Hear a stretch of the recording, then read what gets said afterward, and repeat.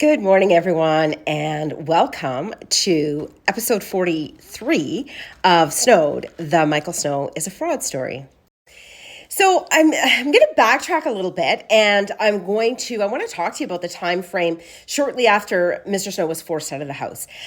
He realized that my children and I were starting to sell some of his possessions because he was absolutely refusing to give me any money. I was barely able to buy groceries and feed this dog, and while I did sell some things, it by no means got me ahead of the game.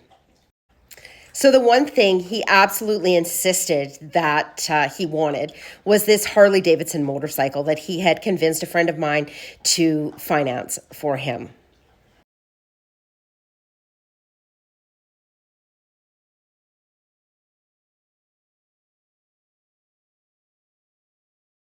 So in true Mr. Snow fashion, he had someone finance that Harley Davidson motorcycle for him while he drove it and rode it and claimed it as his own. So Mr. Snow was very angry when he found out that we had in fact placed the Harley up for sale. So my friend could pay off that loan and get out from under the debt. So we're talking about, I said to Mr. Snow that he had not registered the bike. He never registered the bike. He only ever drove it with the previous owner's plates. And I said, "You didn't, Mike." And he said, "You just think you can get away with all this, but you're wrong. He's because I'm selling this bike." I know I didn't. He knows he didn't register it, but I could have, as the bill of sale was in my name. You watch what happens. It's out of my hands, but I'm not letting you sell my shit without letting you fry. He really truly believes that this Harley belongs to him, even though somebody else financed it for him. I said, "Mike, you scammed my friend who trusted you. You convinced him to finance a Harley for you, just like every other vehicle you've driven the past few years. And you're angry because now you've discovered it's not actually yours. You are pathetic. He will be charged." Oh, he loves to threaten. He's such a bully. I said, "Mike, there is nothing to be charged for. You are delusional." So then he goes on to say the stolen mountain bike, which was the mountain bike that I sold, which in fact I've since found out was purchased by another woman. Yes, he does have the bill of sale in his name, but that's how Mr. Snow rolls.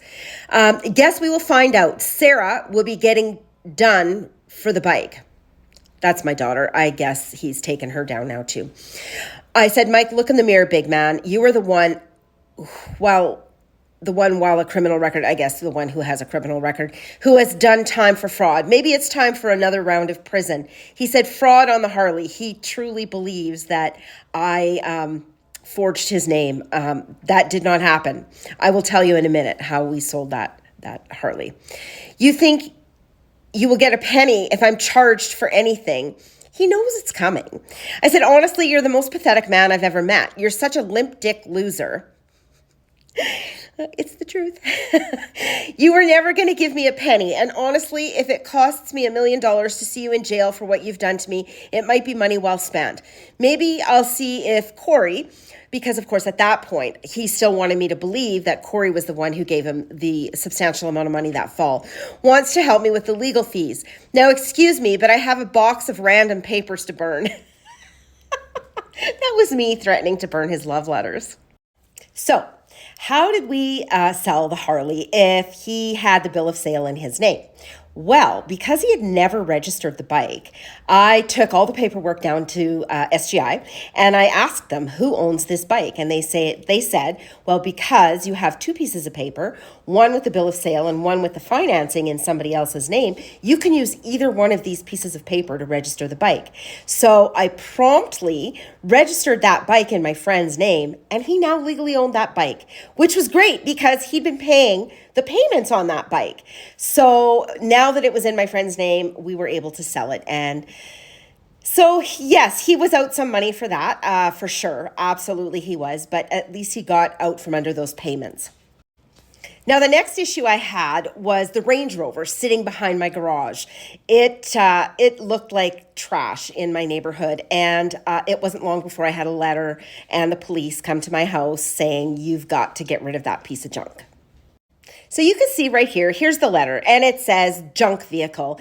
So I had 14 days or something like that to get rid of this car. I had to get rid of it or I was going to get a fine. So here's another text message where I'm trying to tell Mr. Snow he needs to deal with this Rover. It needs to be off my property.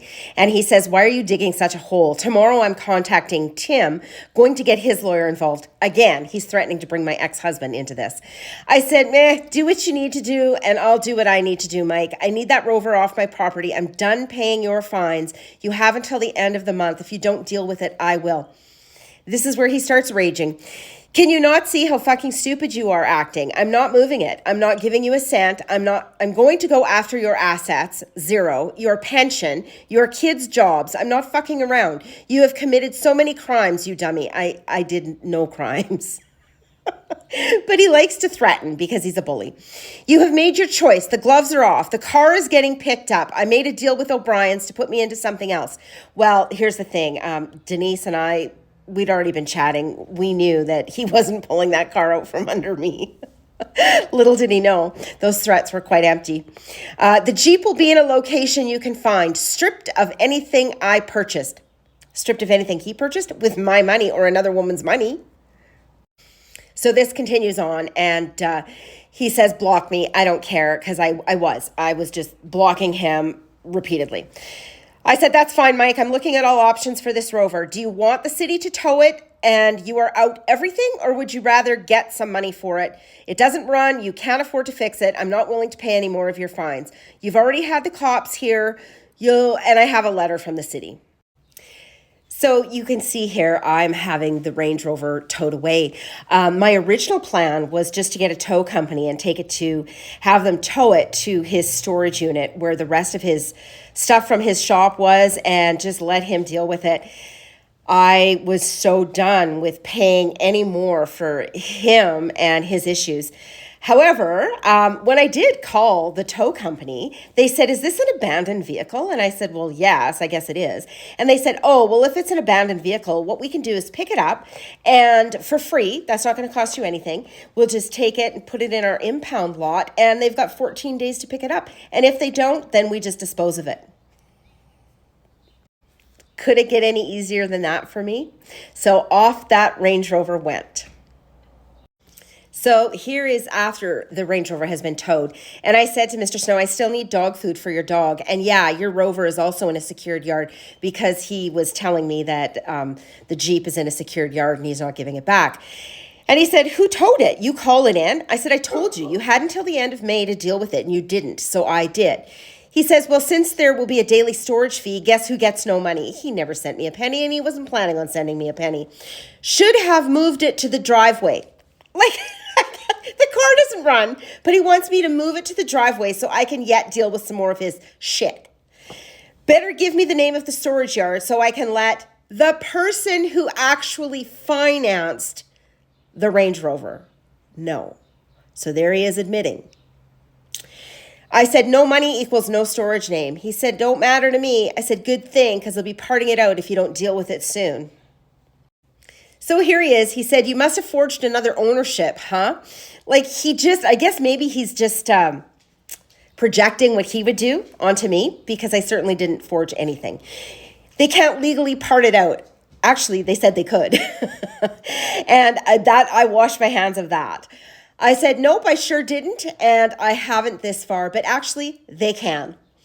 No, they can't. Can't just take someone's vehicle and strip it, especially when it's been reported stolen. Well, I doubt that he had it reported stolen, and even if he did, it wasn't stolen. It was picked up as an abandoned vehicle. Oh, well, I guess it's not really my problem anymore. He said, well, since you got rid of it, we'll find out. Give me the company so I can give Range Rover Lady an option to recoup something. Once again, there he is admitting Range Rover Lady financed that car. Stay tuned for episode 44.